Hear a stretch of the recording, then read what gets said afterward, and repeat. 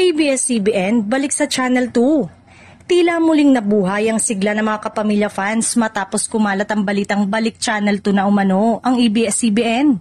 Bagamat hindi na pagmamay-ari ng ABS-CBN ang Channel 2 frequency, nagbukas ito ng panibagong oportunidad ng pumasok ang network sa partnership kasama ang All TV or AMBS. Sa pamamagitan ng kasunduang ito, unti-unti nang nakikita ng mga manonood ang ilang kapamilya shows sa Analog Channel 2 at Digital Channel 16.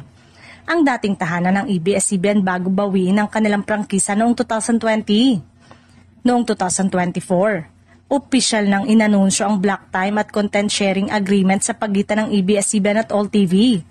Dahil dito, nagsimulang umere sa Channel 2 ang ilang kapamilya program tulad ng TV Patrol, ilang teleserye at upcoming entertainment shows na dating nakikita lamang sa Kapamilya Channel. A to Z o online platform. Para sa maraming viewers, malaking simbolismo ito, parang pagbabalik ng isang bahagi ng kasaysayan ng ABS-CBN.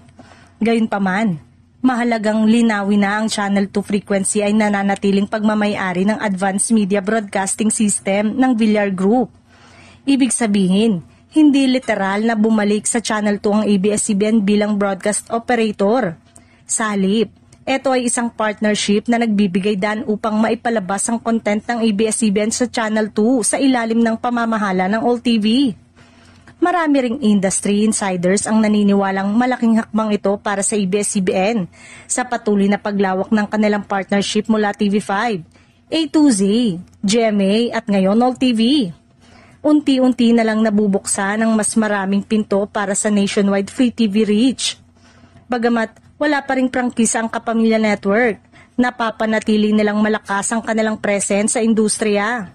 Sa kasalukuyan, maraming fans ang umaasang mas dadami pa ang Kapamilya shows na mapapanood sa Channel 2 sa laki ng impluwensya at dami ng viewers ng ABS-CBN.